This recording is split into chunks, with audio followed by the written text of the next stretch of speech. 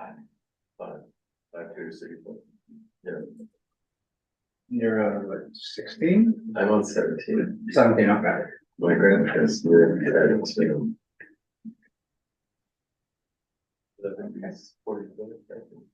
So we're good to go. Excuse me. Right.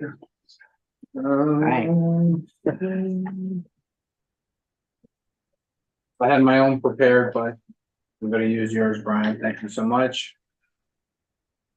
Welcome to the December 5th, 2023 meeting of the Environment and Parks Committee. My name is Neil Barkley and I am the chair of the committee. Tonight, we are joined by Community Coordinator Brian Lafferty. This meeting is called to order at 7:03. As a reminder, New York State law now requires all community board members who are not able to attend the meeting in person to have their cameras on and the first and last names displayed from the time the meeting is called to order until the time the meeting is adjourned. Members of the public who are attending virtually, you can raise any questions or comments that you have through the Q&A feature of Zoom.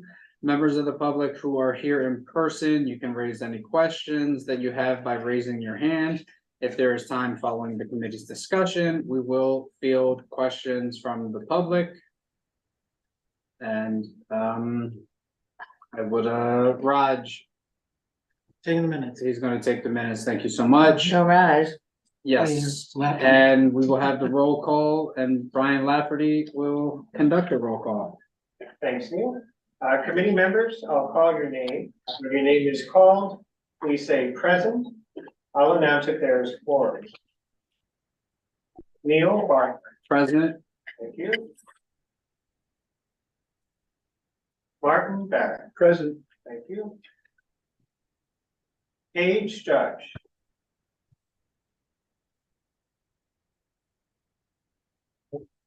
Paige Judge.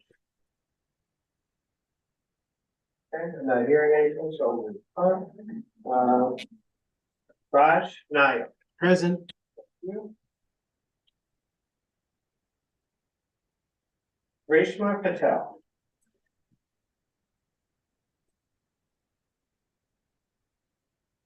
Reshma Patel. Not hearing anything, so I'll move on. Ann Seligman. Present. Thank you. Letty Simon. Present. Thank you. Mark Thompson. He's on the way. Okay. Thank you. With 5 members present, we have a quorum. All right, the agenda for tonight's meeting was distributed ahead of time by the board office and is reflected on the screen before you. If there is no objection, we will adopt the agenda. Members of the committee, if you object to adopting the agenda, please raise your hand. All right, seeing no objections, the agenda for tonight's meeting is adopted. The minutes from the October the 3rd, 2023 meeting were distributed ahead of time by the board office. If there is no objection, we will adopt the minutes as drafted. Members of the committee, if you object to adopting the meetings, please raise your hand. All right, so we will set some, I don't know, some water.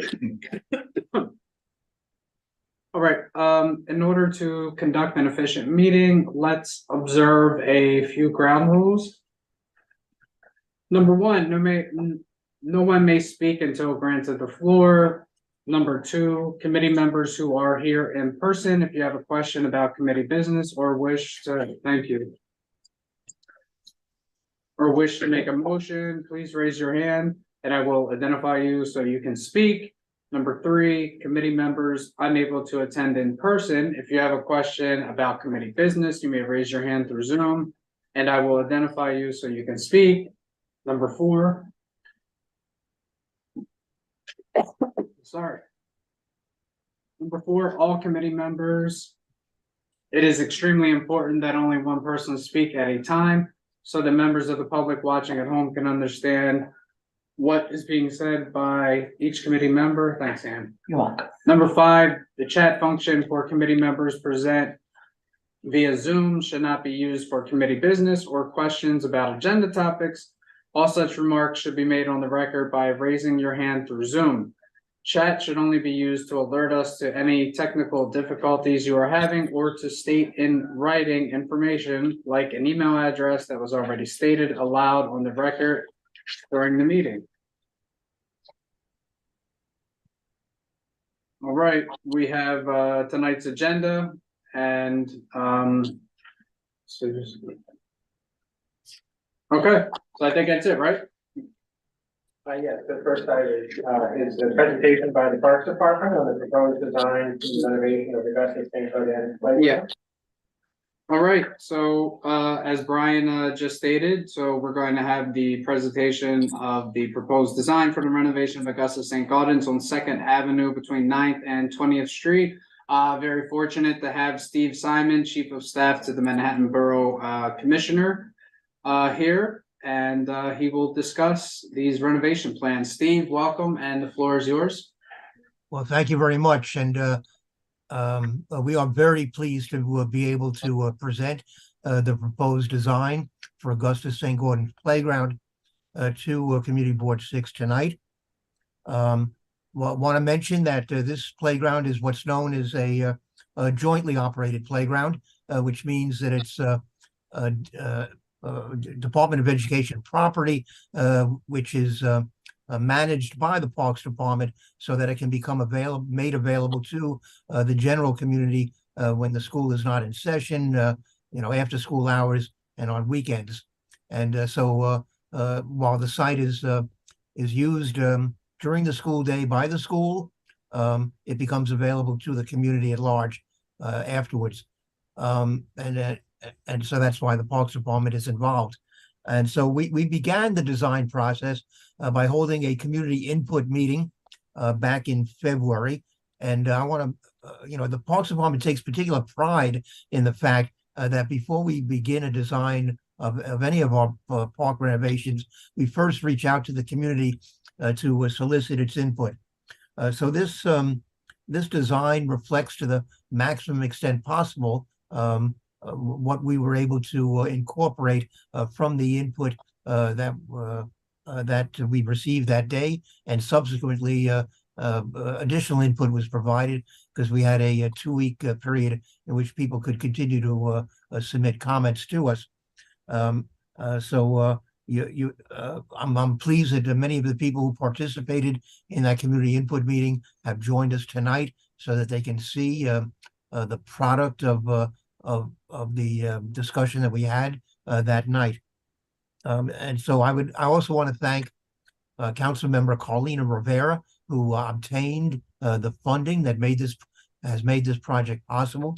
Substantial amount of funding, close to $4 million that we are able to utilize for this for the project.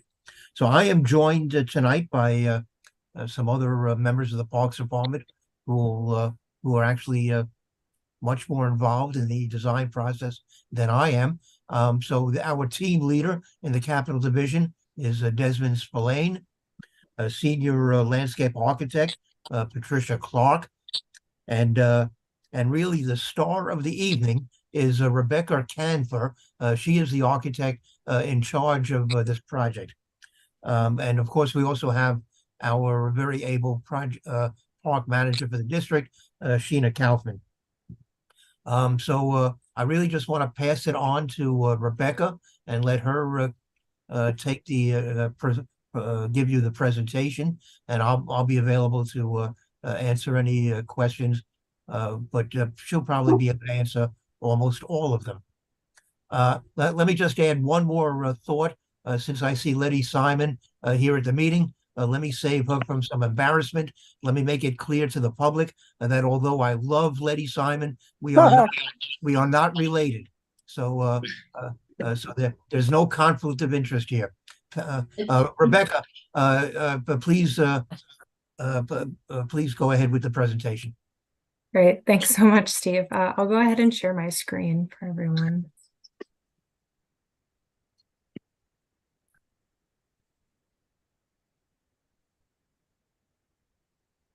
Okay, is everyone able to see the screen okay?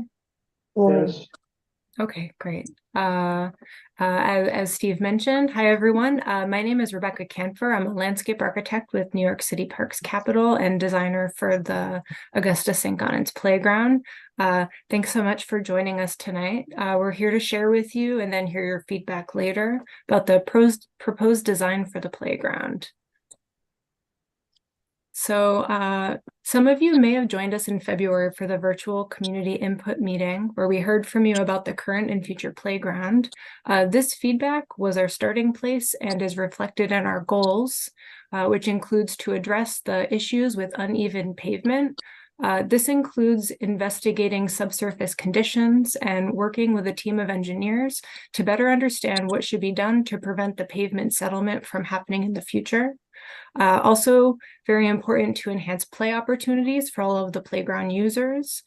This includes defined areas for older and younger kids with colorful and fun play elements, a new water spray feature, maintaining open space for play and community events, to address concerns about the rodent infestation, and improve access, circulation, and sightlines throughout the playground. And to note, in a few slides ahead, I'll be showing the design in more details as well. So first, a little bit of context. As sure you all know, the playground is located in the Gramercy neighborhood near Stuyvesant Town. So the site is just out of the coastal flood zone and won't affect the playground. And also for stormwater flooding, we have no moderate flooding. And there's a small amount of the extreme flood zone at the south end of the playground, but we will not be able to address this in the design. The surrounding land use includes mixed use, multifamily residential, and there are several schools nearby. And for the neighborhood context, we have several playgrounds that are within a 10-minute walk radius. However, this playground is the only one within a 5-minute walk. As part of the investigation, we looked at the site history and some other elements. Interestingly, we found the site was formerly a stream bed and wetland area. This subsurface condition, which now is beneath about 20 to 25 feet of irregular construction fill, is viewed as a primary cause for the pavement settlement that you can see in areas such as around the spray shower right now. And so here's the existing conditions plan. I'll just note a few things. So the entry gate currently is located mid-block along 2nd Avenue. As Steve mentioned, the entire playground, including the basketball court, is a jointly operated playground and generally locked during school hours. We are reconstructing the entire playground area. However, the restroom building is not in the contract and we'll only be doing some utility work associated with that. And the basketball court is also not included as there's plans for the school construction authority to use this as a staging area in the near future. And we're in an ongoing discussion with them about resurfacing the court when they're finished. The sidewalks appear to be in good condition and we're only planning to repave in utility work conditions. And also just to note that there's some really nice mature tree canopy cover. We're about 65%. Okay, so during site analysis, some issues identified included the pavement settlement, which is primarily around the central spray shower with ponding and trip hazards. There's a need to better activate certain areas of the playground and address circulation, use conflicts, such as near the 2 to 5 play and basketball courts access. Addressing the rodent issue in the raised planter. And then also we observed that the restroom building is currently not accessible. So as part of the project, we'll be regrading to the building entrances to provide more accessibility. Okay, the tree inventory, the site has a nice mature tree canopy in good condition. And we just have one tree removal due to poor condition. This is growing in a fence between the playground and basketball courts. And next, there will be a series of playground site photos. And so first, to acknowledge the playground currently includes several special detail elements which honor the American sculptor Augustus St. Gaudens, including what you see here. There's signage on the entrance gate and in the playground. There's 4 bronze medallions. Additionally, the spray shower feature, and all of the elements except for the spray shower feature will be reincorporated into the proposed design to maintain the character of the site. This is a typical edge condition showing the sidewalks and the granite block tree pits. We have the spray shower. This is a great photo as an example of the ponding and the uneven pavement, which was one of the major reasons for this project to happen. We have some internal fencing conditions. This is the chain link behind the restroom building. Again, the spray shower with some uneven cracked pavement, and beyond that, the 5 to 12 play equipment. The open space with seating and painted games. And then looking back up, we see the raised planter with that fencing and dense plants blocking views. The steel flagpole with a very large base in the corner next to the 2 to 5 play area, which is also next to the entrance gate to the basketball courts. Okay, and so we had a great turnout for the virtual community input meeting in February. You can see we got a lot of great feedback. And from that, we learned the community priorities. This included things like keeping the central open runaround space, to fix the uneven pavement, which was a persistent concern with tripping when kids are running and playing in the spray shower and the open space. To address the rodent habitat in the planter and the hopes to move the younger kids' play area away from the planter, a more defined play spaces for older and younger kids, an enhanced play experience with climbing, horizontal bars, slides, and universal play features, and also keeping seating opportunities for all users in the playground. And so we took your feedback, and with our understanding of the site conditions, these both informed the playground design. And so here's the schematic plan for the playground. In several upcoming slides, I'll be showing views in more detail of the play equipment and other areas. So first, I'll just walk you through the plan. The entrance, we still have along 2nd Avenue. It's shifted down closer towards the 19th Street corner. You walk into a shared open play area, which is now away from the spray shower and further away from the spray shower and restrooms. On either side of the open play area, we have picnic table seating, and this includes standard, accessible, and also a tot table. And from the central play area and seating area, there are clear views of both of the play equipment areas. As you follow the colorful paved corridor with painted games up towards the spray shower, which is to the left across from the restroom building still, a similar location. The 2 to 5 play area has been enlarged and is next to the swings.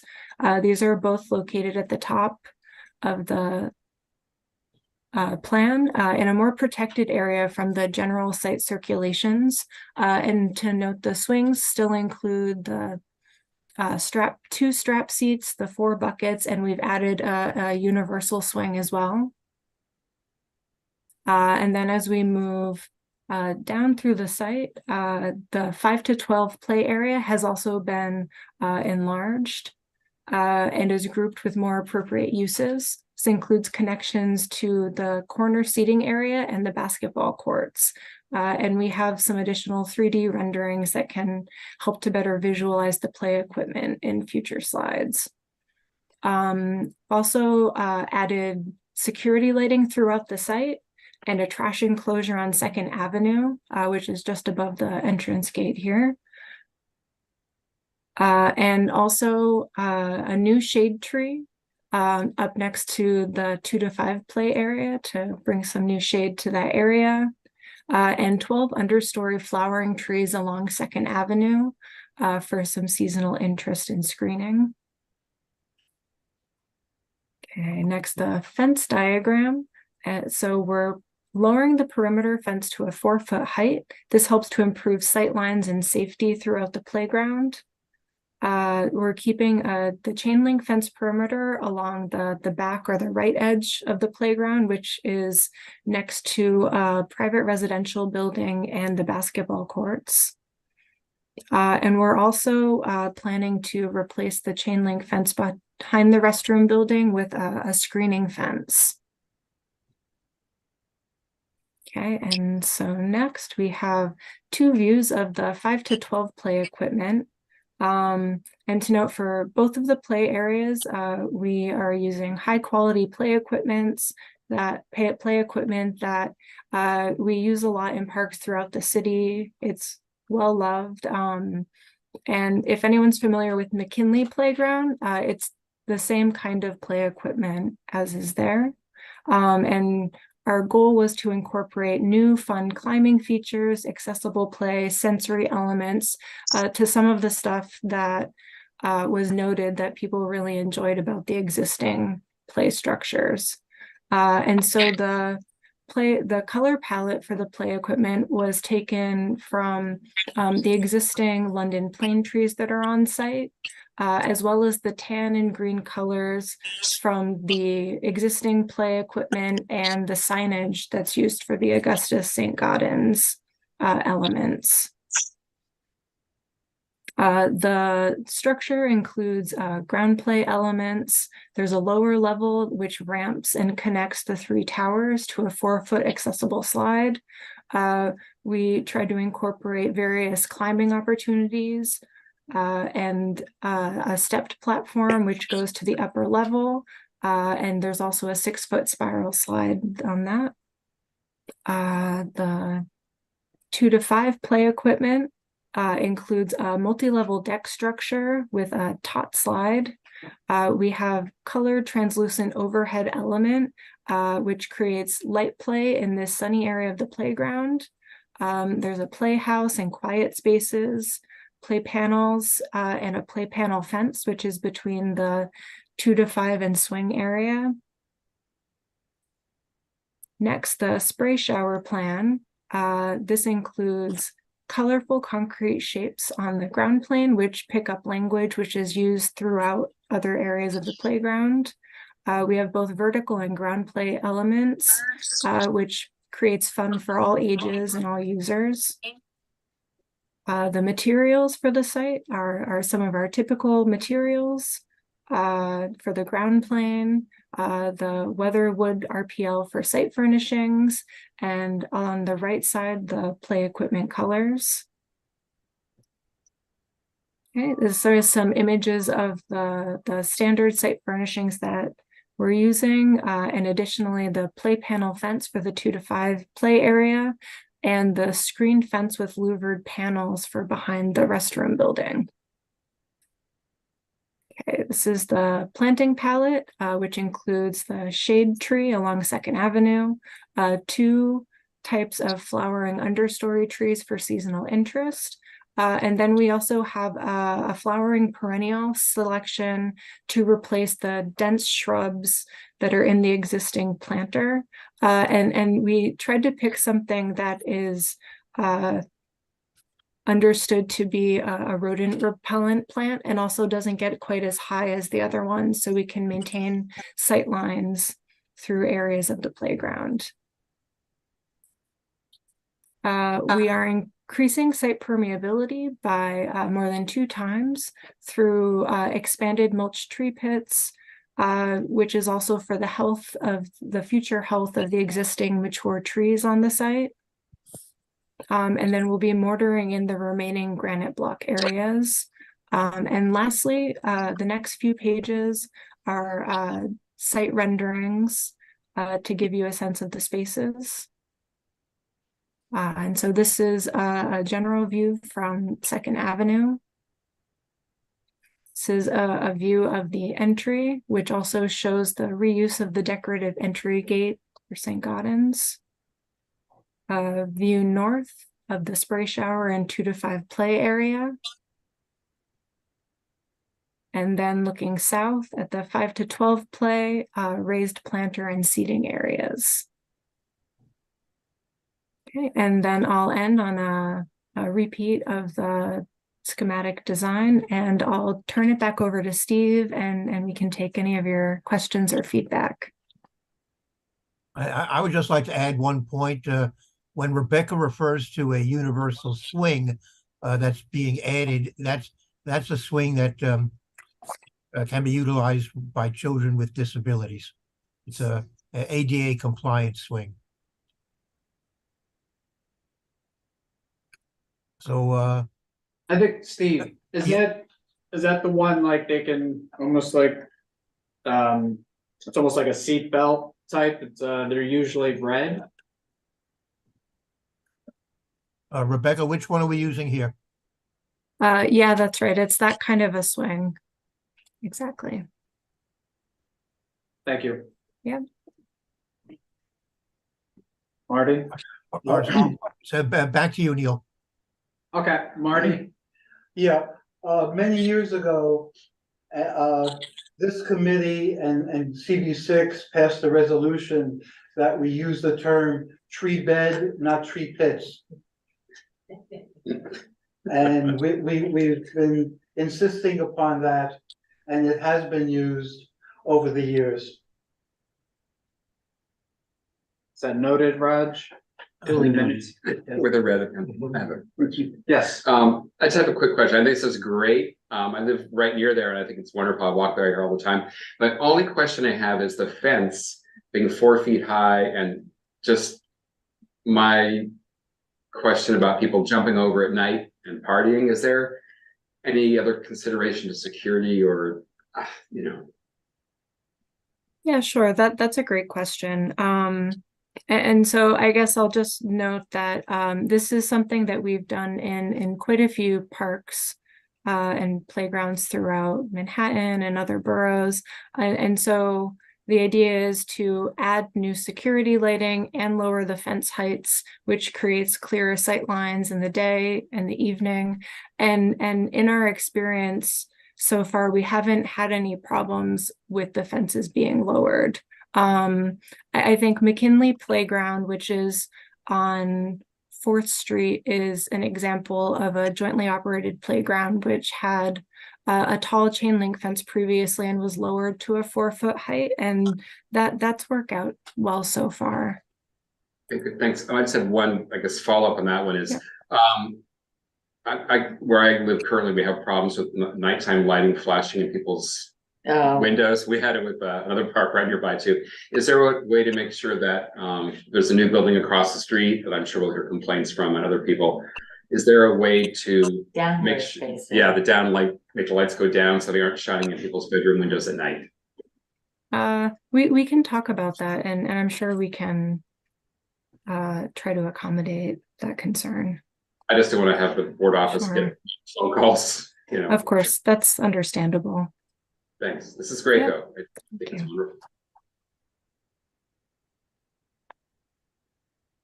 I have a bunch of questions. I'll start by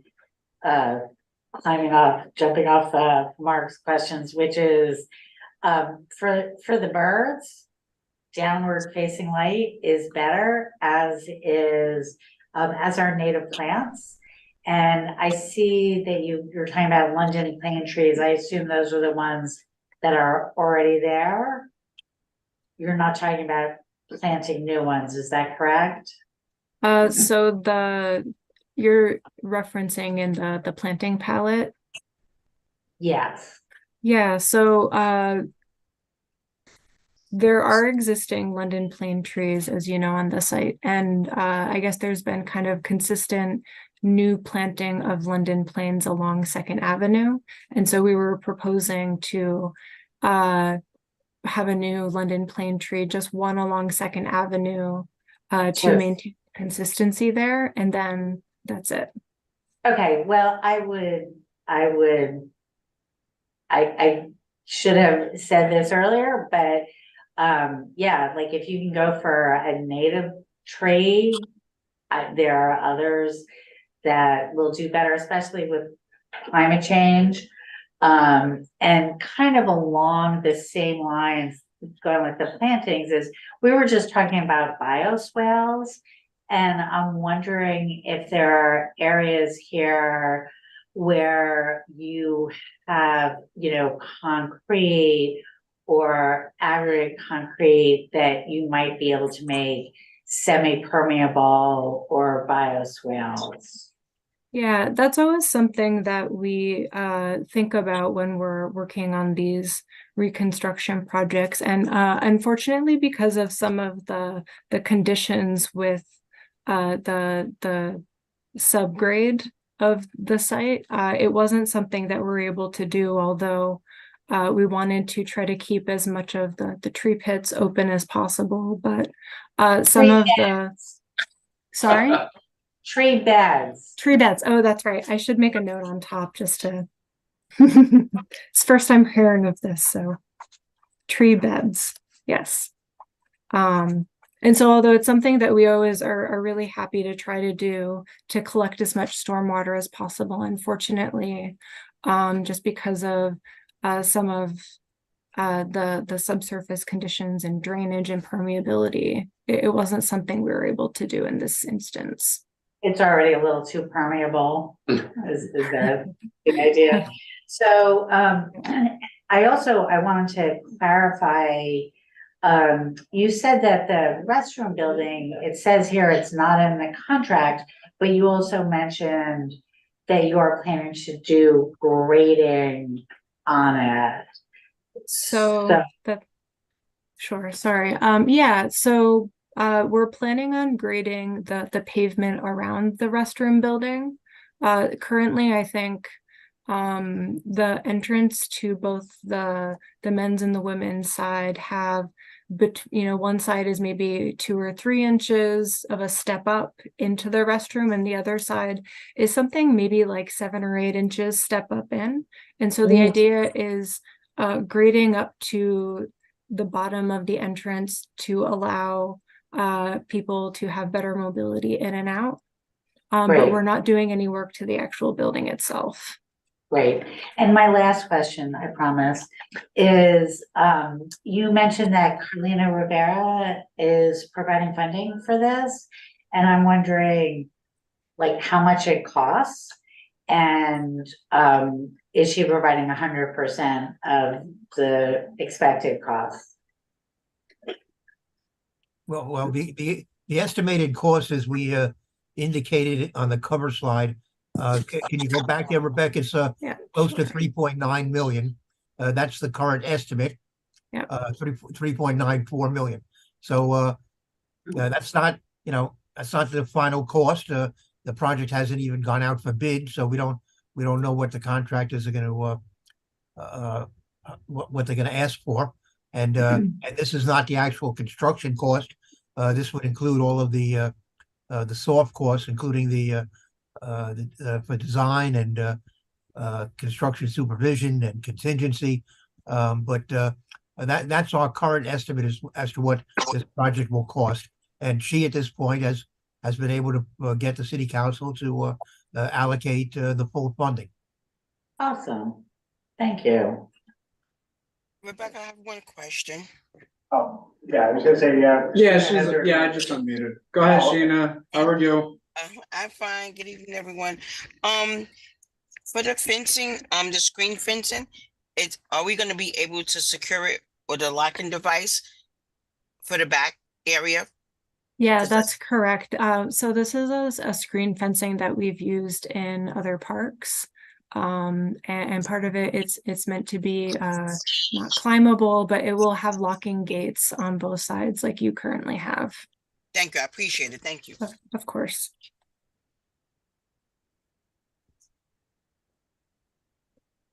Looks good. Yeah, it looks really nice. Thank you. I'm gonna miss the puddles. I agree. It looks beautiful. I'm sure you can find other puddles to stop in. The same Gordon's design that was on the concrete, is that coming back? Oh, you mean the spray shower area? That's the one element that we weren't bringing back into it. We are going to be, I didn't mention, but can you see the mouse cursor moving Mhm. around on the screen? Down in this corner, we were going to reset those bronze medallions, which are around the spray shower in the seating area. And so it's something that you can see, but also can be an interactive play element with kids, using it on the ground. Can I ask another question? Have you considered doing a labyrinth in there, just like a painted on labyrinth in that space? I don't know if it's big enough. Yeah. Labyrinths are very cool, play element or meditation element. And they don't take a ton of space. There's lots of designs. They literally just take paint. That's right. That's an interesting idea. Can always take a look at if something like that could fit in here. I hadn't thought about doing a painted element in here. We had been focusing on this area, but it's an interesting way to also activate the space. Anyone else? So we jump into the Q&A? Yeah, yep. We can do that. Just one thing I would add, the 1609, what Manhattan looked like there with the river. Oh, the Manhattan. Yeah, that was. Yeah. I thought that was really great. Yeah. Yeah, I was hoping you'd be impressed by how far back Rebecca went to do her research.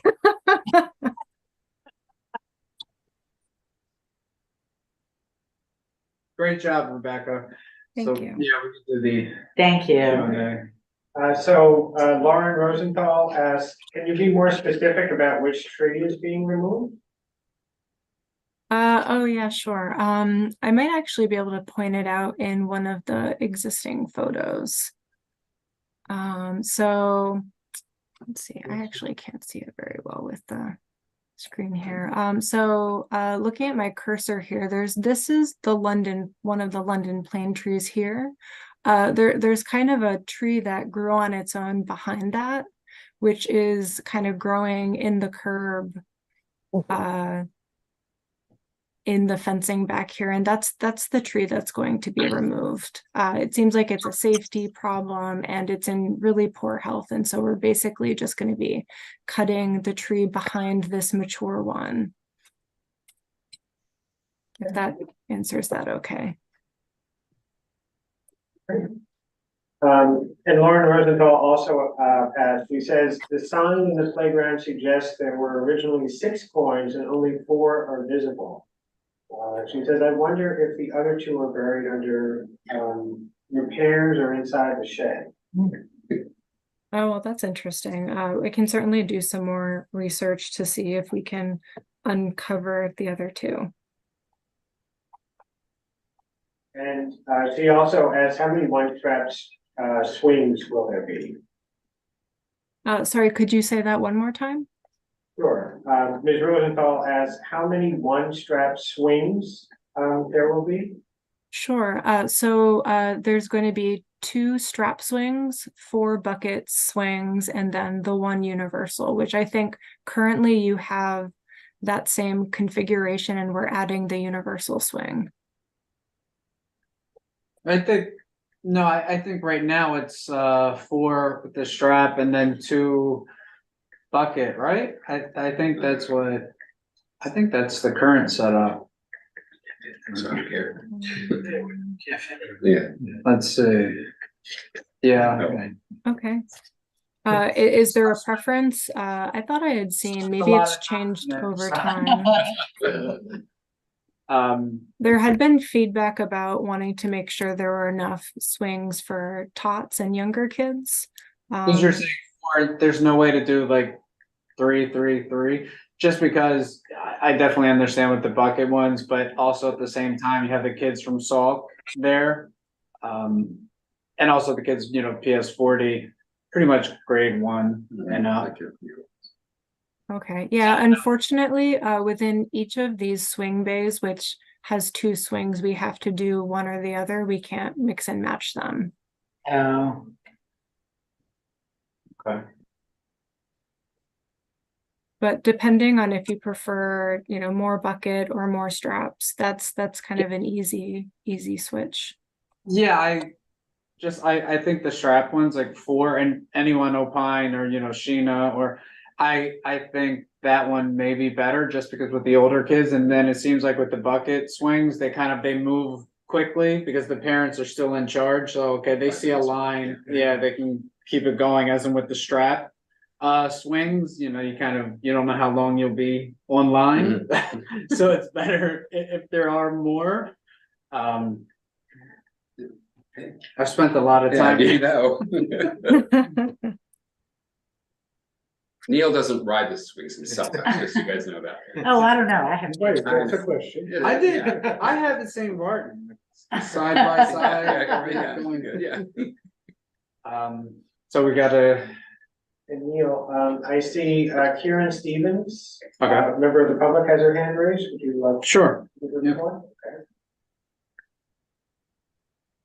So Kieran, you should be unmuted. Hi, can you hear me? Yes. I Yes. can hear you. Thank you. I put actually a lot of questions in the chat, and I wanted to also know just really specifically if you had an anticipated construction start date, because the playground is being utilized for PS40. We just started a huge renovation project where they're doing all the windows and having scaffolding all over, and we were told that construction project is going to take about 3 years. And so the only recess area that we have is this PS40 playground.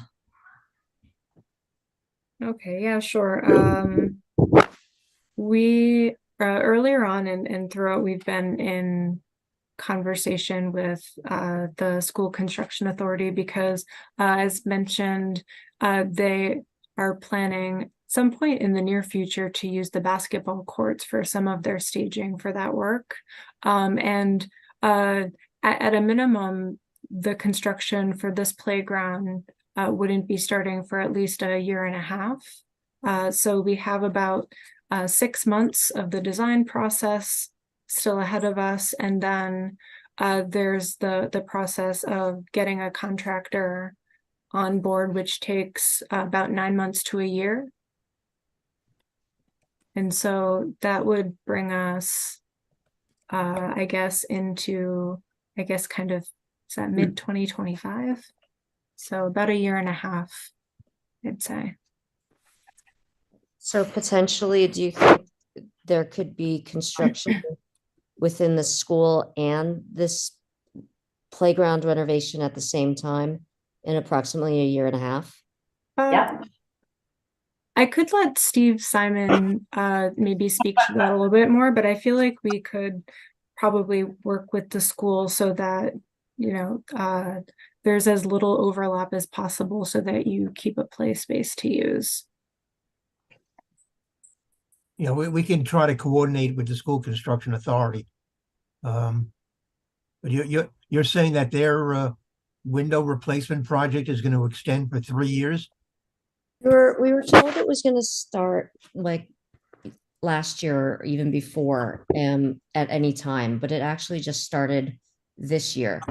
And we were told that they've already started putting scaffolding. And part of it is also about an abatement.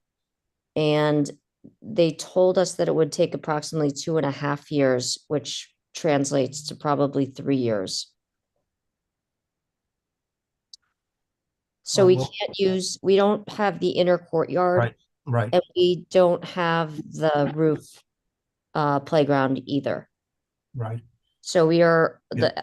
and our grades are pre-K through 5 right, for PS40.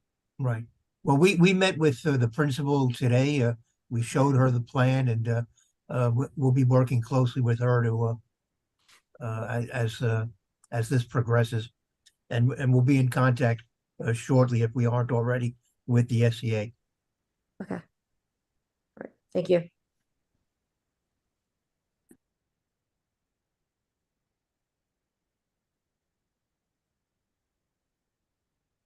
Yeah, take the next one. So Lauren Rosenthal also says in the Q&A, it's a statement, young teens climb to the top of the bathroom building. Yes, that has been a problem. And I believe that the fencing that we're planning to install is to a large extent going to address that question. Rebecca, do you want to handle this?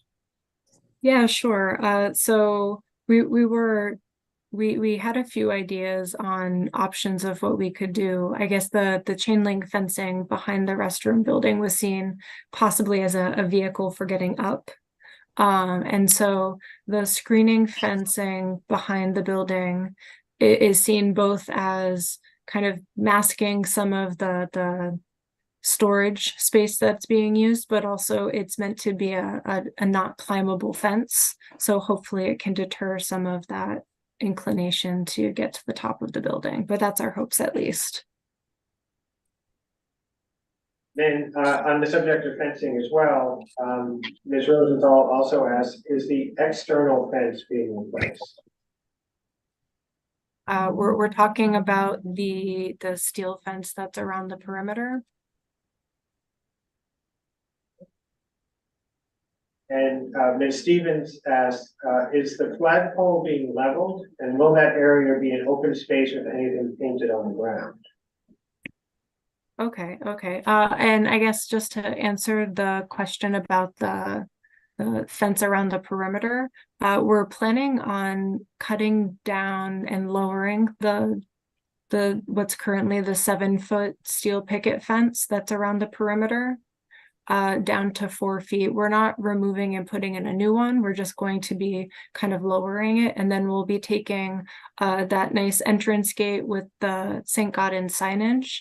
We'll be essentially cutting that and then moving it to the new entrance location and reusing it. And then we'll be painting all of the fencing as new.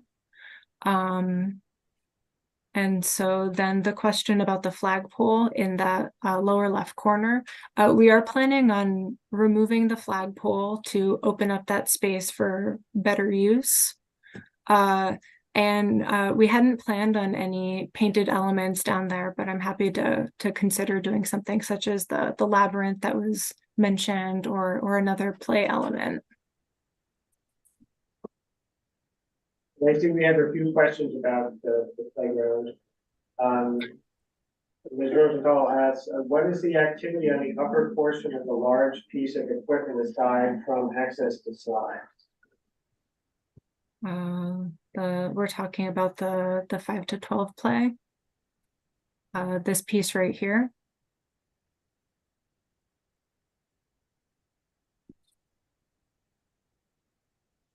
Just to clarify, I'm not completely sure if I'm right about which part of the play equipment she's asking about.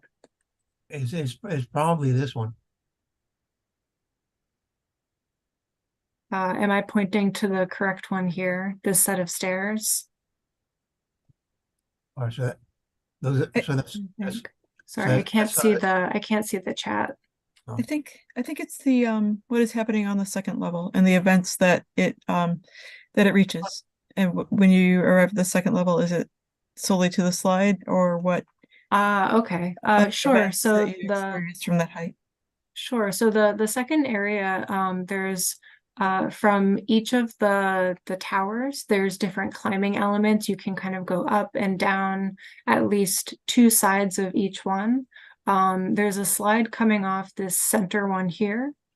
And then also there's connections from, for example, we tried to have kind of different loops and types of up and down experiences throughout the equipment. So you could, for example, run up these stairs and either go to the first tower, or you could cross over some climbing elements to get to the second tower. There's a horizontal rope ladder, which goes to this kind of separate climbing feature, which also connects to the other tower, and then you can go down and connect to these climbing ground play elements. And so it tried to have, you can kind of up, down, over, across in different ways for a fun experience. And then also just to note, the ramping on the lower level that goes to the slide, there's also different exit points via steps, and there's play panels and sensory experiences. And underneath this upper ramp that I'm pointing to here, there's some rings underneath, so one can, go into one of the towers and then kind of climb underneath across to the next, just as an example of some of the different ways to move through it. Hope that answers the question. And Eli Ferrari asked, the 5 to 12 play equipment appears to be only about 2/3 the size of the current equipment. It gets crowded with many kids. Should the equipment be longer in length? Okay. So we tried really hard to make sure that we were giving at least the same amount of play equipment, preferably more. And so we have kind of the same number of platforms. It may appear that there's fewer of the it's not as long in the cross connections of the towers and the ramps. The current play equipment has an upper level, and then you can kind of move underneath it. So now we have the 2-layer, which provides additional space and play opportunities. And also there was a lot of requests for different climbing opportunities. And there's a lot of advantages to some of these elements on the right side, which appear they take up space differently, but they also offer new types of play opportunities and different physical challenges than the more traditional post and decking play structures. And it's something that's really popular with kids in playgrounds today.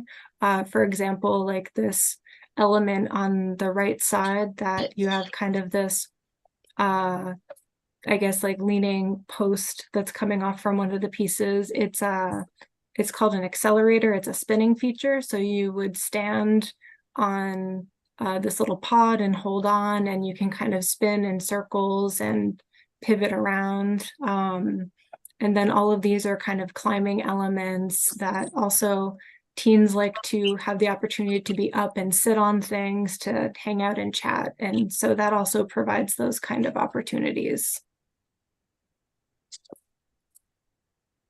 And Elisa DeVito asks, since the Parks Building bathroom is not part of the project, will the plumbing issues be addressed, or have they been addressed?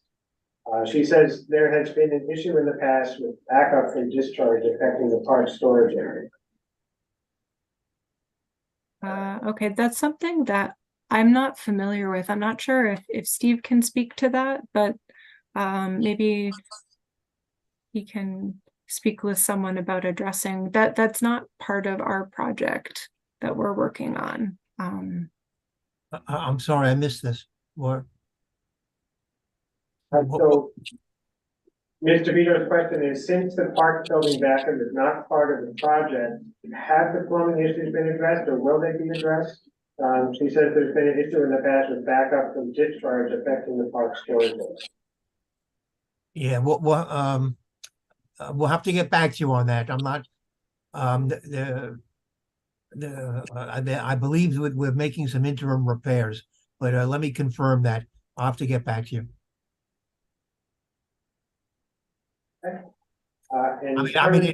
It is our hope that, maybe the next stage of this project will be that we can raise the money, to completely renovate that building and bring that up to a better state of condition. And Perminder Kosa says the current benches fill up quickly during peak play hours with parents and family. The new plan shows a few picnic tables. I foresee these tables getting monopolized by only a few parties versus providing individual seating for multiple families. What is the seating capacity old versus new? Sure. And so I didn't actually mention the bench seating. So we do have the table seating in the middle, which is a new element that's not currently there. In addition to there's bench seating around the perimeter of both of the play areas. And I believe I kept a count of benches, and there's actually more bench seating than there is in the current area. And so we have kind of around this whole perimeter of the 2 to 5 play and the spray shower area. There's bench seating along the planter here for the 5 to 12. And we also have bench seating along the perimeter, along the basketball courts and around both sides, in addition to game table with chair seating and also bench seating in this corner seating area. And so it was clear that seating was extremely important for children and the caretakers who are in the playground. And so we tried to make sure that there was at least the same amount as there is currently for use. And Robert Saray asks, he says graphically there are different areas, segments, but is there one type of paver used or different ones? Sure. I can talk a little bit more about the pavement. So as you enter into the playground, this is a concrete pavement surface. And then the seating areas, including the seating area in the corner, and then these sections with the picnic table seating are an exposed aggregate concrete pavement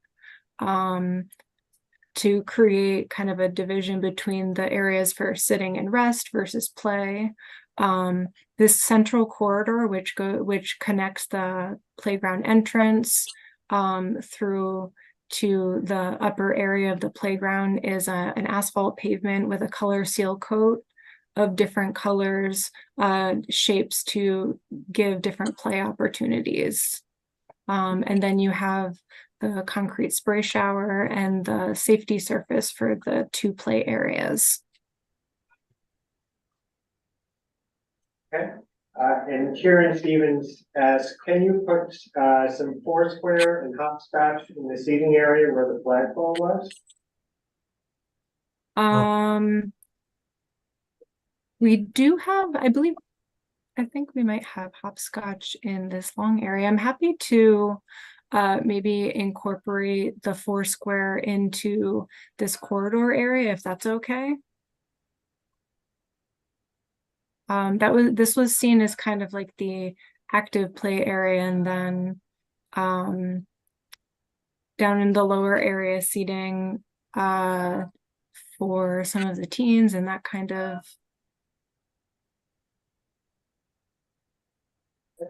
And Kevin O'Keefe asks, he says, sorry if this has already been answered, but will parks be looking to have only trash receptacles without exposed openings to help with rodent mitigation? Yeah, sure. So I know currently the playground has those big belly trash receptacles already, and so we're planning on still using those. We have 3 sited in the playground, and then also to help deal with the trash and rodent issue, there's a new trash enclosure on the sidewalk. So the trash bags will actually get put into the container on the sidewalk and then picked up. So you won't have, things that are just piled onto the sidewalk. There's a place for that to go now. And Sheila Rodriguez from Councilwoman Carolina Rivera's office says that they have received feedback about the possibility of including monkey bars in the designs. She asked, will there be an opportunity to include these? Sure. So we do have monkey bars as I guess we call them horizontal ladders. We have different climbing elements that have the same experience. So I'll go back to I wonder if one of the renderings shows this well. Oh, okay. Apologize.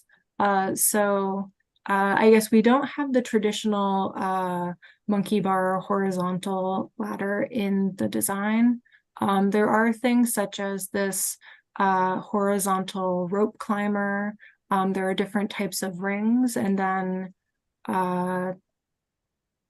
elements that function similarly. If having a horizontal ladder is something that's like a really strong desire by the community, I can see if we can switch something to include that instead.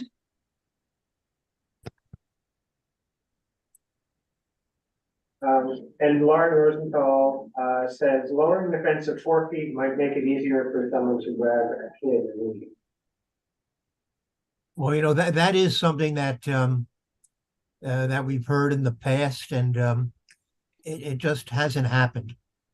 I say in particular at Tompkins Square Park, that was a concern that we heard before we lowered the fence on one of the playgrounds there, and we just haven't had an incident like that. And Kieran Stevens says, once construction starts, how long does it take to finish? And would you only open the park when it is all finished, or will you open it in phases?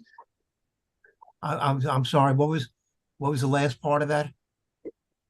She's asking, would you only open the park when it is all complete, or would you open it in phases? Oh, no, this is, well, first of all, the construction period is most likely going to be 12 months.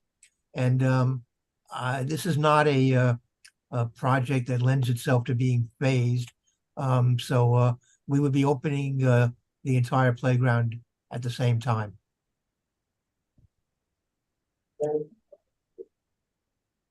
And Florrie Huppert says, I'm sorry if this was covered, but are you leveling the ground?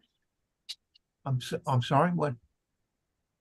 He says, I'm sorry if this was covered, but are you leveling the ground? I think you mentioned earlier that you were doing some regrading of the site. That's right. Yeah, I didn't explicitly say that, but yes, a big portion of the project is actually looking based on our understanding of what's happening below ground, is excavating out a lot of material and installing essentially a system that will prevent that kind of like uneven pavement from happening in the future. And so the idea is that that won't happen anymore. Yep. Okay. And Lauren Rosenthal says there are requests for monkey bars, not climbing opportunities. The current monkey bars function as a rite of passage for these kids. They work their way through more challenging levels over the years. Okay, then I'm happy to take a look and see about including some monkey bars.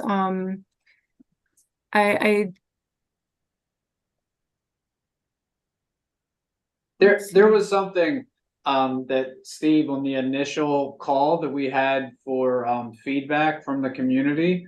I don't know how feasible this is. But the current horizontal ladders that are there, some parents suggested trying to preserve that, to keep the old structure there. Kind of, pass it on from generation to generation. Like I said, I don't know how, feasible that is, but that was one idea. I mean, you almost could see where. Well, yeah, it actually, goes right on the the structure top that's in the all the way middle. over, Yeah, like the one that's all the way over to the right there. yeah, exactly. Yeah. Because that's where the current setup is. The horizontal ladders are all the way over to that side, like towards the end. But even if you go in the middle, Yeah, I'm sorry. That was just the feedback from the community. I just Okay, okay. And just out of curiosity, is it important for, I know currently they're kind of lined up 1, 2, 3. Is it important to have the sequencing, or is it okay if they're, kind of nearby, but not directly next to each other? I know, there were, I think one of them is some like, rings that there's like the 2 types of horizontal ladder, and then there's a set of rings. I did try to include, so underneath here, I thought this was some rings that are similar to one of the elements. And then although it's not a great image, but connecting some of these elements, there's another kind of horizontal, loop that's similar to one of the elements. And I guess the one thing that we weren't able to fit in with this configuration was the kind of standard horizontal ladder. But if you're okay with not having them immediately next to one another, we can try to fix that or incorporate that into what's here. Otherwise I can look at, I guess it would maybe need to replace this piece on the end to include that play I like element. it on the end. no. We got to keep the Yeah, monkey and I bars mean- all the way over to the end. I think the rings, but I think I like the rings, right? It doesn't. No, the serve a lot of kids, same. just like the ones that. I know, but I'm not sure it doesn't, because you're doing the same thing, right? You're grasping. It's different. I'm not a parent, I'm just saying. Yeah, that was just I, feedback. Rebecca's creativity here is just much appreciated. We have some more. So Kieran Stevens says, next to each other is great. The kids go back and forth and across, and the kids that love this area can all play with and wait their turn. Sometimes over 20 kids are in that area. Okay, noted. And then, Lauren Rosenthal says that the current setup is engaging for older kids. It's nice for the bigger kids to be separated from the younger ones. Yeah, the current section is really small for the younger kids, so that is a highlight here. Yeah. Yeah. And then, Flory Huppert, asked another question about the timeline. She says, can you also talk about the timing with regard to the 2-year construction that's taking place in the PS40 building? I think we answered. Yeah. I think we answered, right? Yeah, I think we said we're gonna try to coordinate as much as we can with the school and with the school construction authority.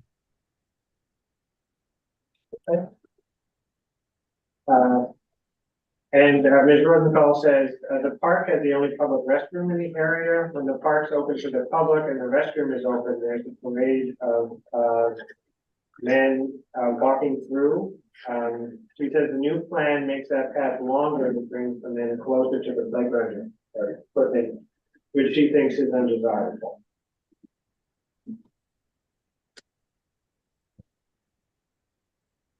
Well, the obvious answer for that is more public restrooms.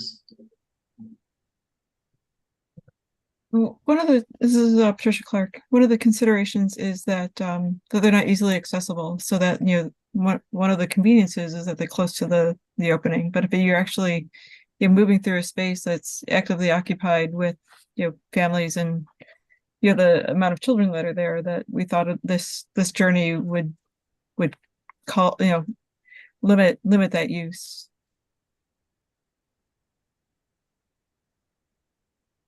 And then, the last question is more of a comment, really.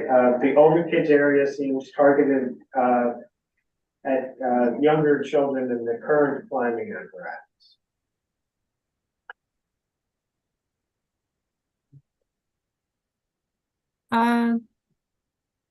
So I guess I would say that the hope with the older kids play equipment is it's targeted at the 5 to 12 age group, and something that's very desirable for older kids includes different climbing opportunities, and a lot of the elements are things that have been really popular in other playgrounds for both younger kids, but also for older kids for use. And we did try to give a lot more play experience in the younger kids equipment. I know that currently there's a lot of reasons why it's not as well used as it could be, but to provide some of those kind of early on climbing opportunities up to the platforms, there's a little bit more of a varied experience, and there's like a little set of rings here and that kind of thing, to try to give a more kind of equitable experience for a space for younger kids to use, and then also more challenging play equipment with a lot of different types of challenge for older kids. And I apologize, the model, I can't spin it to show some of the more intricacies of all of the sides, but these are elements that have been very popular with older kids as well. And I would just say with the younger kids section, that's fabulous. I mean, that's just outstanding. What there is currently, I think there may just be one piece, like the slide area with the steps. So that's right. Sure. Yeah, I mean, that's really good. Thank you. I think we don't have any more questions. I would just note there were people coming in from the public that were they were saying that it looks great, and thank you. So Parks team is doing a great job. Thank you. Marty, do you have a question? Will the 7-foot fence be stored somewhere? It took us 20 years to get the Stuyvesant Square fence fixed. When a cab crashed into it in the 90s, early 90s actually. It took quite a while to get the fence repaired, replaced. The 7-foot fence might be needed someplace else. Well, the Stuyvesant fence was we did not replace it, we restored it. It was a historic fence, and Yes, so that's the as far as I know, that's the original fence, and we went through a special effort to preserve and restore it. Not public, any questions? You have children. Jim.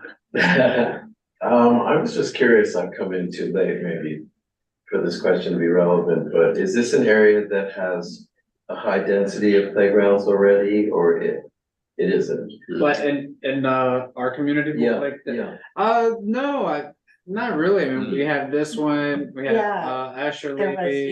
yeah. So here's the map.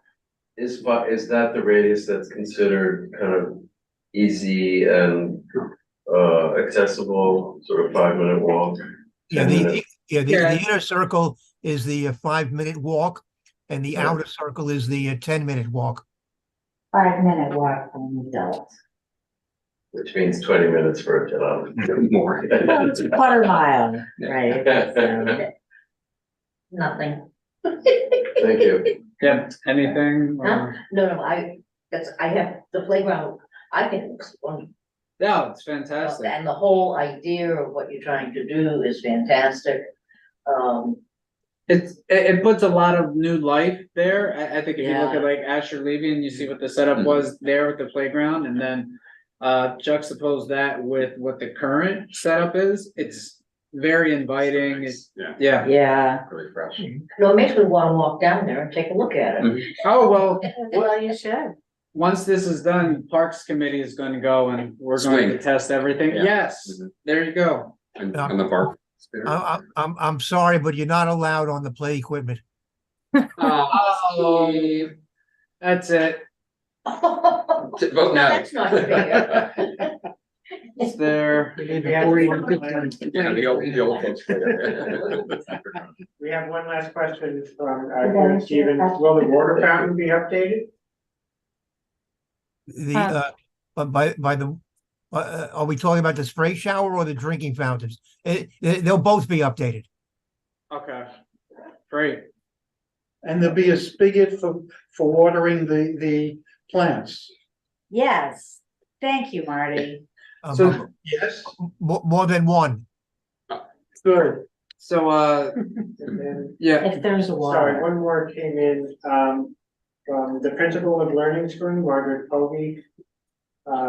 Because use of the park has been prohibited for us, our students have been recommended to us by the Department of Education. So they are public school students with no park. Any ideas for us? Well, I tell you, this is a bit of a dilemma because it is a jointly operated playground that's connected with PS40. And so they have the right to use it, and they have, in view of apparently the work going on inside the school, and the fact that they don't, as someone else mentioned, they no longer have the use of the inner courtyard, or the roof, area. They've determined that they need, the exclusive use of this playground during the school day. So we're not in a position to tell the school that they cannot exercise that right, since it is, as I said at the beginning, DOE property. If Learning Spring can somehow work out an arrangement with PS40, we would certainly have no problem with that, but that would really, that's not something that we can enforce. I think that would be. My understanding is that Sheena Kaufman has been in touch with the school, and that we are trying to see if we can offer them some alternative arrangement at one of the other nearby parks, possibly at Stuyvesant Square, so that we can. We're looking to see if there's some other way in which we can accommodate the Learning Spring School.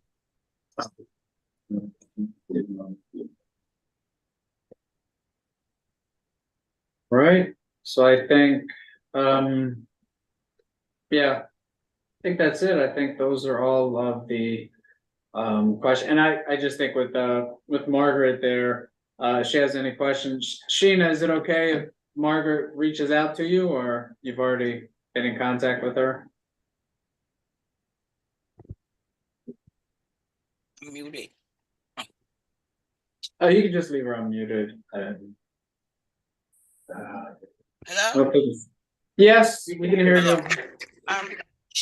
I've been in touch with one of the parents who emailed me regarding this matter. She can take my information down and email me, and then we can speak about other alternative. Like I explained to the other to the other parent that I just don't have the authority to say that the SALT school and PS40 can allow them to utilize the space when DOE has the authorization to have full usage of this area during the school. Yes, I think, as you've said before, and then as Steve just said, this is ultimately something that would have to be worked out with PS40 if there's any flexibility there. But parks wouldn't really have a say in that. Mark, what do you think? Sounds right? Yeah, I think see what they say, and then DOE and yeah. It's too much volume. That's the problem. Yeah. It's a lot of space. And then, so if, with Margaret, you know, if you want to email Sheena, you can put me on copy. We can see what we can do. I don't know if it's your school where you also have children who learn differently. Is it your school or is it the other, is it Learning Spring? Okay, so I definitely think play is very important for our children who, learn things differently. So yeah, you know, email me or email Sheena and then put me on copy. This is definitely something that's very, very, very important. And you know, the committee would look into it, see if there's any way that we could help. I think somebody had mentioned this at an earlier meeting a while ago. How far can the kids actually travel to go to a space to play? Is it like across just a few streets or is it 4 blocks? But I think Asher Levy has a play space, but it's very far. So that's why is Union Street closer? No. Yeah, that's crazy. So we can talk about that. I don't want to hold Rebecca up and I want to get to my my Yes, report. yes. I'm sorry, and yes. she could Rebecca, this looks amazing. Just to let you know, it looks amazing. Thank you. Right, The so conference is definitely great. So I think that's everything. Sheena, do you you know, Steve and the rest of the parks team, you're obviously welcome to stay if you like, but just to let Sheena get her report because you know, some of the budget issues, she's been nice enough to do flex time so that she could be on the call. So thank you, Sheena. The floor is yours. All right. Thanks, Rebecca. Thank you so much. Oh, I'm here. We're here. Oh, okay. Thanks, Rebecca. Yes, thank you. Right. So if you could put my email in the chat and she can contact me and I'll try my best to work out something with her. I really wanted to help the school, but my hands are really tied with Augusta St. Gordon's. I cannot overstep the DOE on that matter at all. So that's a contract that's been in effect throughout the 5 boroughs for many years, probably even before I was born. Okay, Last so 25 years or so? Yeah, 25 years. 25 years? yeah, 25 years. All right, so as everyone knows, Vincent Albano is now under full capital renovation. It started on Wednesday. It was a little slightly delayed, but we started on Wednesday, and then you know it's usually a year. So I'm going to say a year, but we hope that because it's a smaller piece of property, that it'll probably shorten the time. But we're going to say a year as we do all of the other playgrounds when they go on the capital renovation. Peter Detmo Park. So Sheena, yeah. before you move on, I don't know whether we informed the community board that we made a slight change in the plan for Albano Playground, which this board reviewed several years ago. But I did mention it the last time. Pickleball? Okay. We added a pickleball court. Yes, we did. I mentioned that the last one. Okay, very good. Yes, we did that. I did add that it was going to be one pickleball court. Yeah, only one, yes. Only one. Instead We of talked about The hours. yeah, we talked about that. Talked about Okay. the hours. Yeah. Hours for hours. Yes. Okay, We I did. think I withdraw the motion. Thank you. Okay. Okay. So I'm going to proceed forward with Peter Detmo. On December 11th, we're going to we're closing out Peter Detmo to upgrade some of the piping for the water. So we're going to close down the south end of the park, right? So you only can access the park from the upper level, the north end of the dog run up by 455, East 51st Street. So sign is going to go up between tomorrow and the next day. we're gonna put the signs up to inform everybody about the closure. It'll open sometime in probably the closer to the spring, open in the spring, but it's we're gonna be adding a drinking fountain inside the area and replacing the piping underneath. There's nothing else is being done with this contract. There's no new pavers. There's no nothing else structurally is going to happen there. But we will be closing down the south end of the area and taking a portion of the dog run. But it's still a lot of space for the dogs to still play around and do their business and things like that.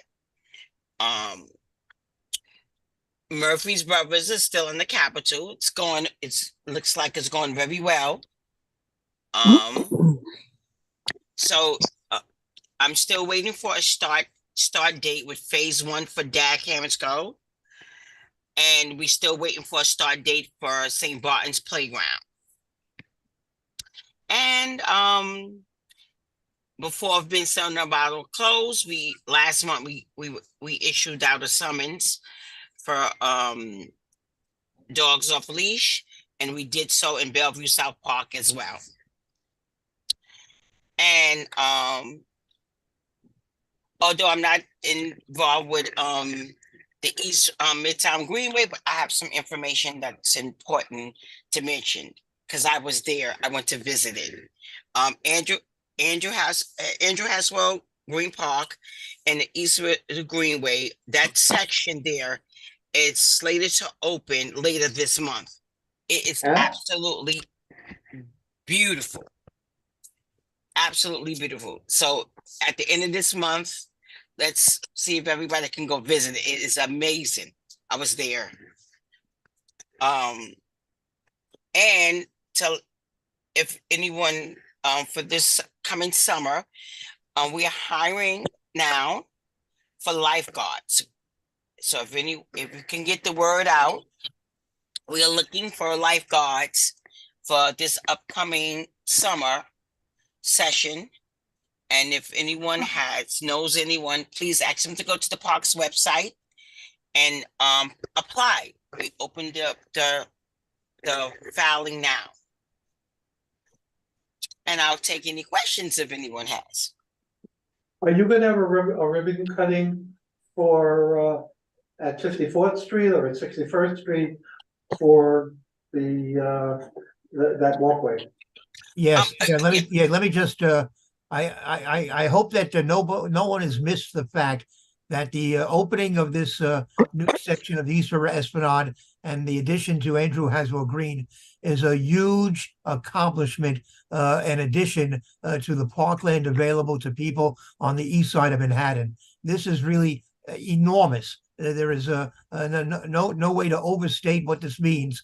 And the fact is, we will be having a ribbon cutting ceremony. We're going to agree on a date, hopefully by the end of this week.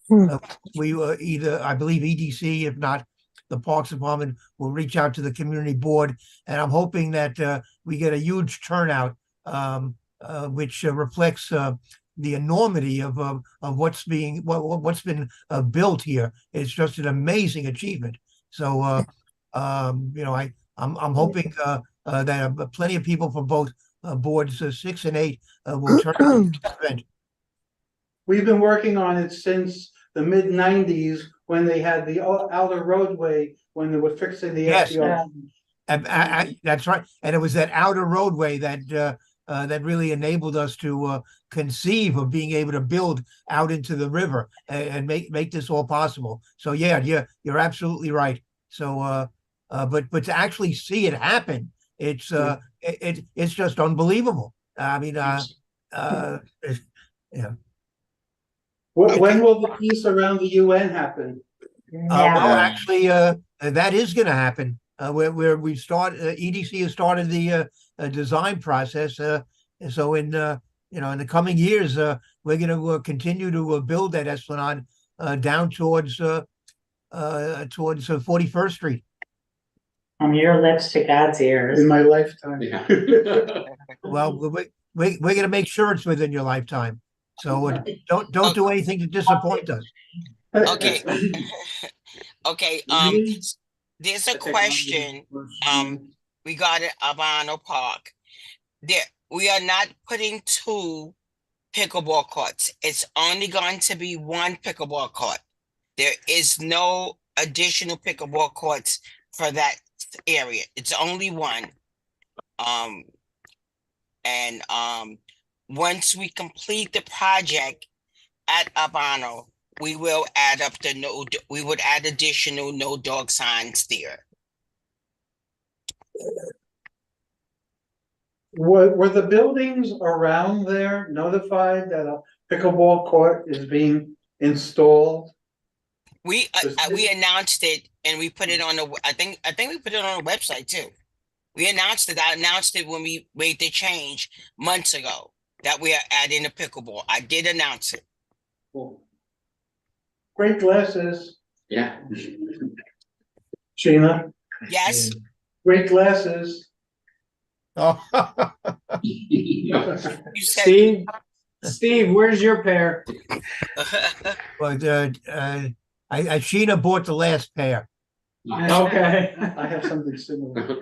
Blue and black. Says the signage, and then we have Stuyvesant Square Park, that question.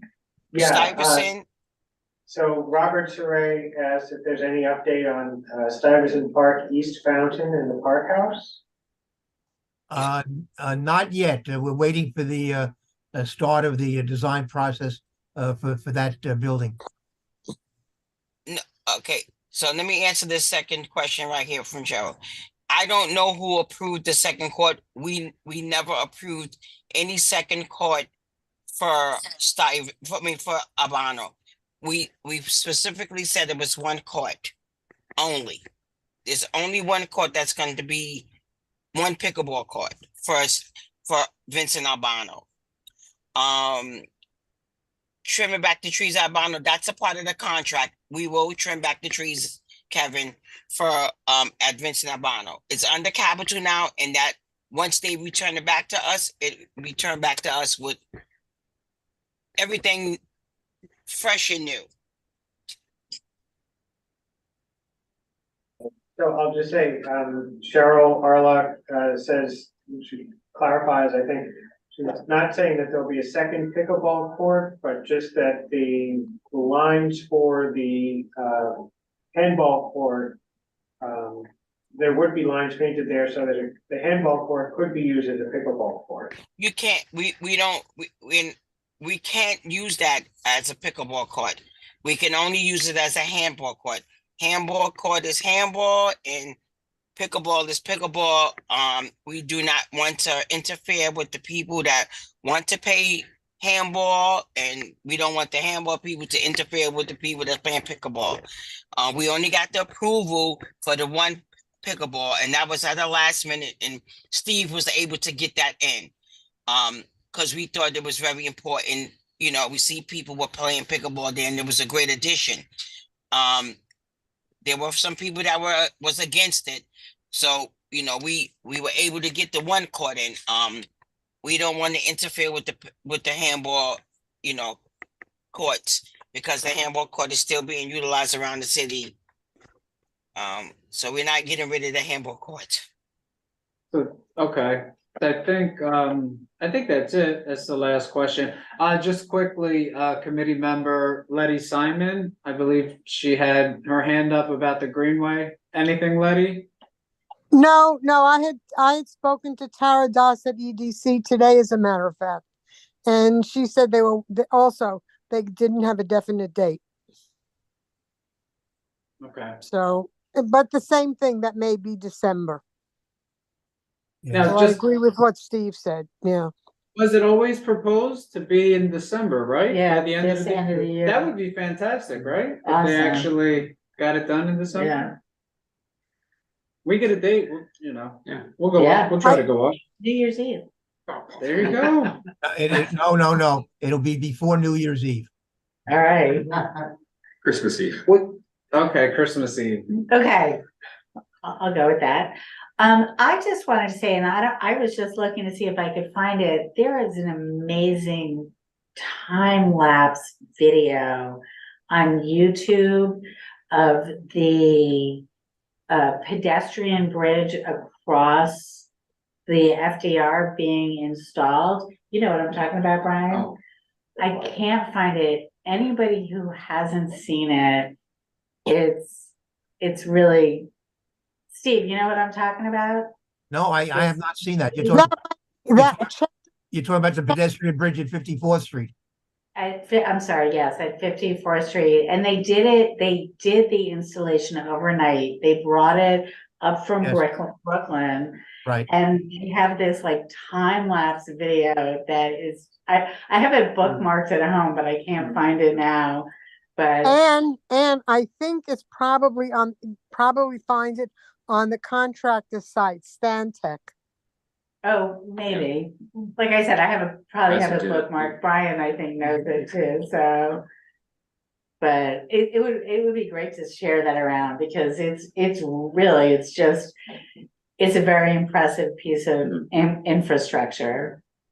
Like, But that's just one aspect of this project. absolutely. And the idea that they it was in Martin Barrett before. The idea that they built it out over the river between 53rd and 61st Street, and they did such a beautiful job. It's got to be seen to be believed. Yep, can't wait. The area around 61st Street with the steps going up and all the greenway, and it looks like a little amphitheater Yes. at the bottom there. Is that what it was planned for? Is that what? Was that how it was planned for? Because it was really Yes. beautiful. Oh, absolutely, yes. I've been that was that. I don't want to talk about how far back that was designed, but that is going to be. I've been saying it for years. That is going to be a destination point for people on the east side. It's an amazing hillside lawn that's been built so that people can relax, have a picnic, look out over the river. You've never had anything like that before. And then just one thing, because I'm looking through some of the Q&A, either for Sheena or Steve, but Phyllis with the SPNA Stuyvesant Park Neighborhood Association, she has a question about rat abatement, and she was wondering, what is the plan to address that going forward? Yeah, Phyllis, I have a bunch of I have some information that I've assembled that I'm going to respond, I believe, to Councilmember Rivera's office. But we did extensive rodent abatement in the park about a week ago. They're due back shortly, and we're also now in the process of purchasing lids for the trash cans, 50 lids. So we are addressing that problem. Then I think the last Q&A, it's actually not a question, from Lisa DeVito. She says, thank you to CB6 for pushing through the repair of the hydrant at Val Bunch and to Parks for their quick confirmation that it's operational. We're very much hoping and looking forward to using this water access in the spring until a longer term solution is possible with renovation of Val Bunch. Right. Did I give her the letter that she wanted? She should be listening. Yeah. Lisa, did you get the letter that you wanted? She needed a letter to get access to the hydrant. I don't remember. No, unfortunately not yet, Steve. If you could get us that letter, we'd be very appreciative. Okay, I thought I gave it to you. Okay. Thank you. All right, I think that's it. So, All right. So thank you. So hopefully you'll pass a resolution in support of our plan for Augusta St. Gordon's, so that we can then proceed to present the plan to the Public Design Commission. Okay. And then I see also Kevin O'Keefe has his hand raised. Okay, Kevin.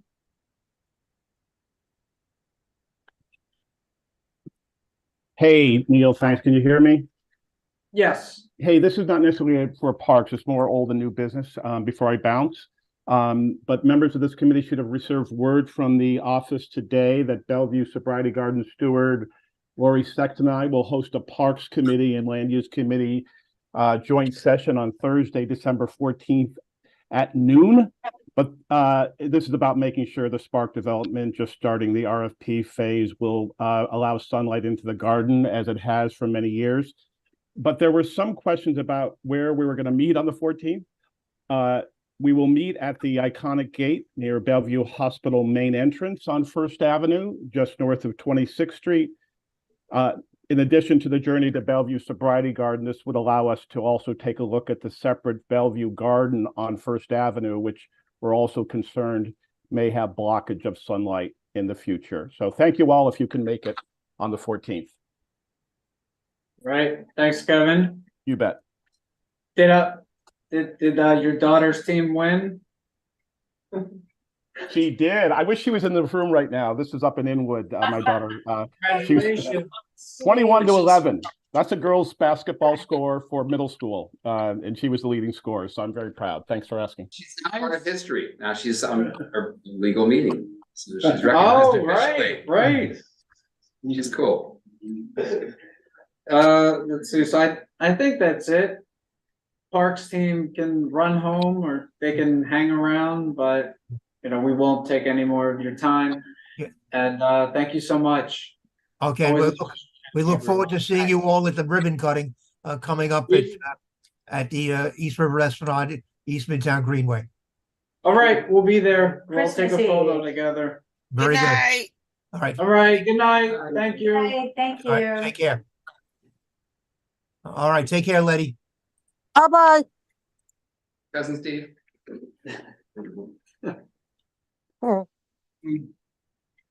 Well, with the resolution, we don't have to pass anything now, right? I mean, just He thinks that we do. Yes, I wish he had Well, mentioned there's- that. In order for them to start the process for the actual design and everything, they need a community. okay. So ABC one's fine. okay, so all right, so that's fine, right? So we have the resolution. We're saying okay, we're in support of like the renovation. It doesn't necessarily mean But like the somebody has to details, like actually write it. like the things that we had discussed, like with the We committee. reviewed the proposal and what they are planning on. We made a few suggestions in regards to painting and in regards to the swings. Seating, bench, right. But everything else looked fine. So Marty, if you write it, if you draft it, I will edit. All right, I'll draft it. That's what you get for opening your mouth. Really No, short, they're really no. short.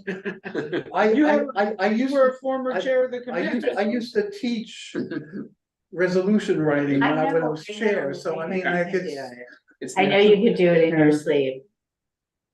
Is it possible to get the design from her? Yeah. Yeah, I can ask her. Well, we're gonna have the presentation. Yeah. Right? Oh, it's on video anyway, yes, okay. Yeah, So we should we can vote on do this? Yeah, we I'll make a motion in And I'll support. second it. So we'll now take a vote on a motion, the resolution of support for the proposed redesign of Augusta State Gardens by roll call. When your name is called, please answer in favor, opposed, abstain, or not entitled. I'll conduct the vote by roll call and declare the results of the vote. Neil Bartlett. in favor. You. Martin Barrett. In favor. Thank you. Paige Judge.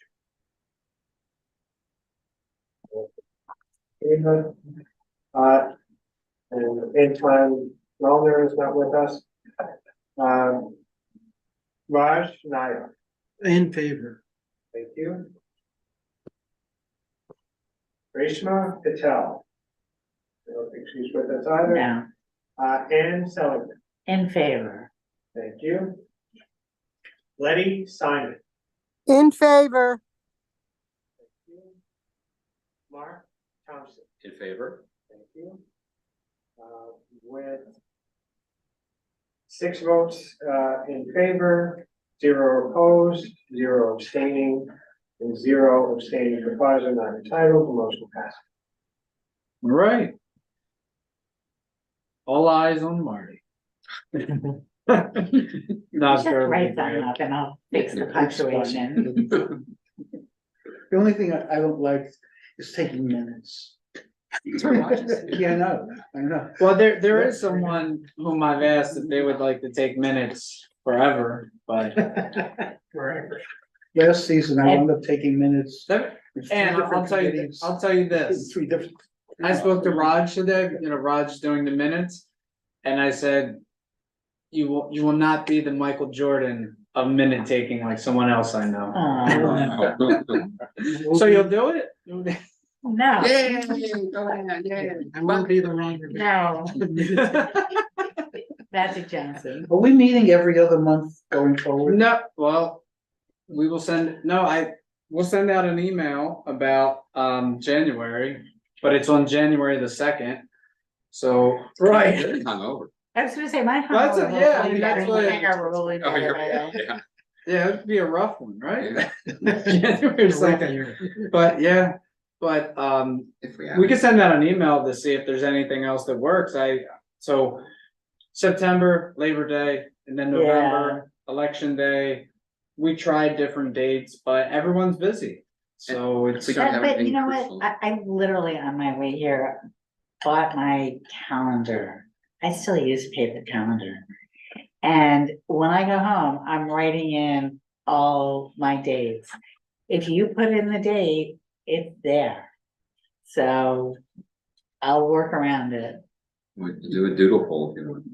Do a doodle poll. Yeah. I have the first Tuesday marked for parks going into. I know. Yeah, Forever. 2030, I think it goes. to. Yes, right? Yeah. perpetuity. Mhm. Yeah. Raj taking minutes and having. And perpetuity. Yeah.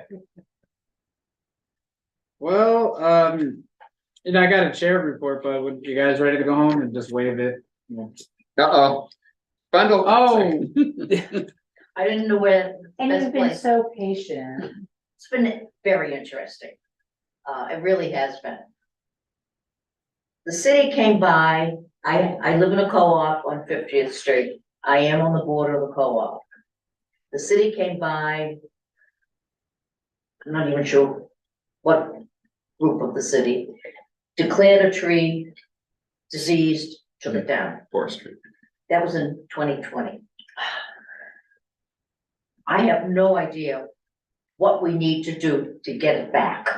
Yeah, that might even be The board office. transportation. What's No, that? the board office. Yeah. Right here. Yeah. This That's the office name you wanna have. It's contacts, all in the right place. yeah, Yeah, it's It's been.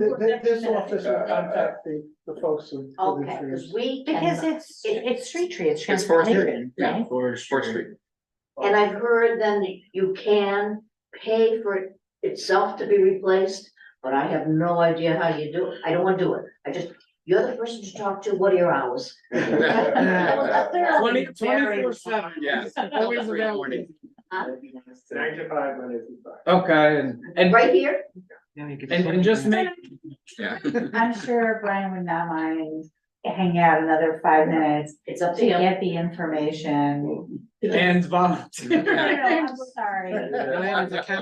Send me, info@cb6.org. Send a photograph of the tree bed also, if you have that shown kind of where it is, just That's- because they love that. That's also a problem sometimes, because with new trees now, they want the 8-foot. We Yeah. already did that because we did our sidewalks. There's We're doing our sidewalks, we enlarged the good, bed. there's also Oh, on the website from Parks. You can look on the website from Parks that tells you, like, just Google, how do I get a tree planted in front, like that kind of But stuff. it Yeah. And sounds it's like all- you've already it's all done there. that, maybe. Yeah, it's, It's been a night, it's been frustrating. Yeah, well, it's over with him now. so. Okay, Yeah. Brian is my hero. Yeah. Okay. And yeah, then, he's and going, from he's there. going to make sure the tree pit looks good. And from. Ooh. I know. I'm Recommend sorry. Marty's Words, looks fighting That's words. the district, right? Keith Howard. Yeah, of course. Yes, Keith, You might, up to 52nd Street, you right? might, Keith Powers is your city council member. Was that? Keith Powers. Yeah, okay. His office is right We will, like, right? It's right here. Yeah, it's upstairs. upstairs. Oh, yeah, he's right in this. So this was a good move on my part. Yeah. Yeah, great Yeah. moves. I get a lot of kudos with my board. Yeah. Tell him, we embellish, just totally embellish. We're so Have them impressed name you the have tree such after great you. No, you- presidents. Tell them, I went in, I put the hammer down. They were crying. Yeah, Oh. I left in charge of the place. Yeah. Jonathan? This was a really, what's the Greenway? The river. Yeah, The East River. the It's East on, River Greenway, on- is that on- what you're- it's between 54th Street on up. It then connects to the East River that goes up to, Carl Schurz Park.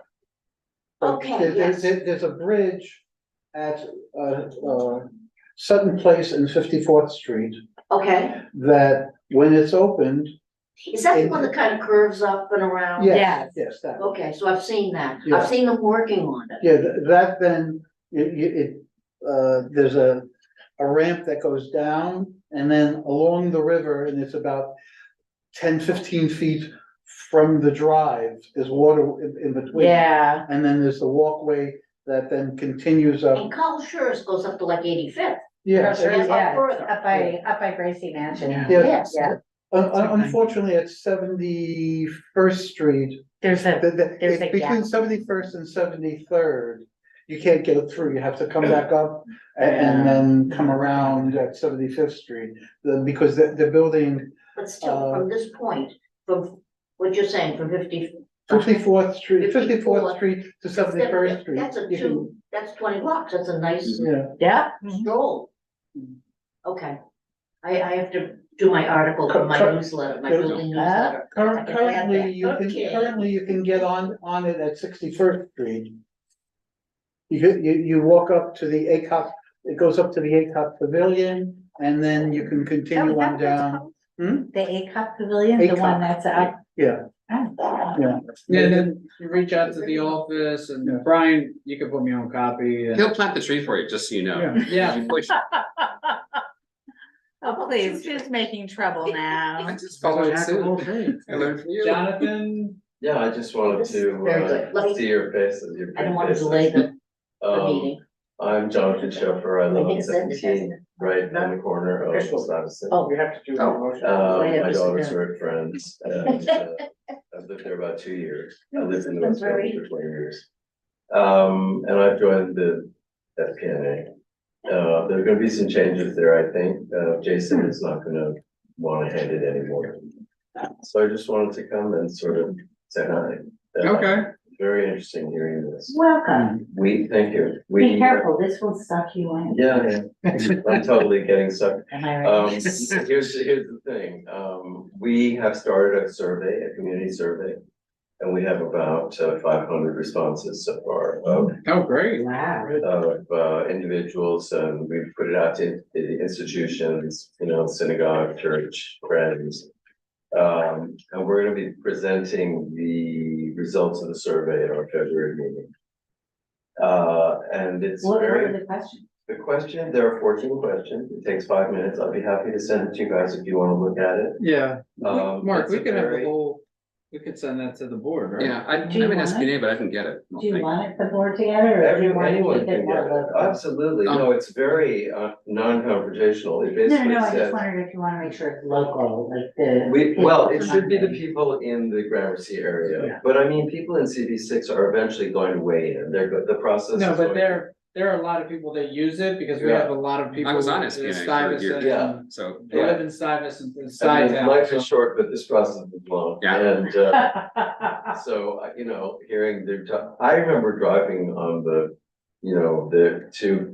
LaGuardia when I was a kid, growing up in Connecticut, and that, with 40 years of that, all that. Yeah. Change, it's done, it looks amazing. Hearing that this took 20 years, I guess is a short time. But, it will be a long process, and we'll be coming back to CD6, obviously, in the main, just to kind of understand where we are, if we can move forward. So I thought the survey, I generated it, I said, let's just hear from people and see. Do people think the park is dandy, or do they think it's, I personally feel it looks like a haunted house. And it needs a lot of love, the walkways are a mess, and there's a whole area that's mud and gets no light, and the parks came along and took down the oldest elm tree because it was sick. People were like, oh my God, the tree was completely hollow. No, It's they, amazing, yeah. And we they've were said, lucky it didn't come down. they've That said there are tree had there are at least 6 other trees that may. The tree had been around since Peter Stuyvesant. One tree fell on me, a branch actually. Yes. There you are, and you live Yes. to tell it though. Yeah, I just feel, yeah.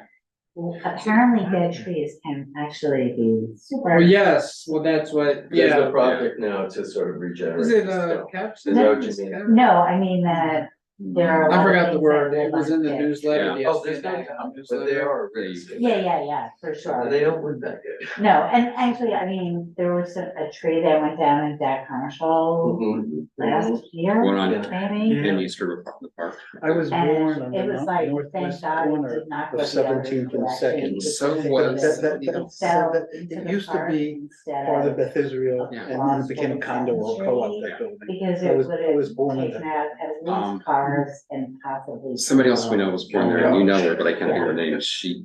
Anyway, that's why. But I'm dead saying, that's trees- why I wanted to- dead just- trees- Okay. 'Cause this I would be- can't hear anything because everybody's talking. I'm trying to pay attention. Sorry, Letty. We're talking about you, Letty. We're adjourned. Letty's the best. She's the And best. I didn't even realize we were still recording. You're having a good conversation, but everybody's talking at once. I can't, I'm just zooming, so sorry about that. But what you're saying is very interesting. So thank you. I have a question, who fixed the door to the Lowell Free Library finally? Good question, mystery guest, I don't know. Okay, because I asked Parks about it, and I don't, No, know if they did it. They or- don't know. The big, I don't know. what, rat abatement is a big subject among the board, as Right. is, why it cost me $3 million to do the 2 tiny cut when this whole project, this entire, yeah, I know, everyone says, don't ask, Yeah. But they are a mess, but. They're a mess. It's a disturbing, but I think you're gonna see they're gonna be more activism on that group. And hopefully we'll be coming back to you with more. Did you want to reach out to Stuyvesant Town? Or not? About, Like the survey and trying to, because we're always trying to get people from Stuytown to kind of get involved. Yeah. Everyone walks through it.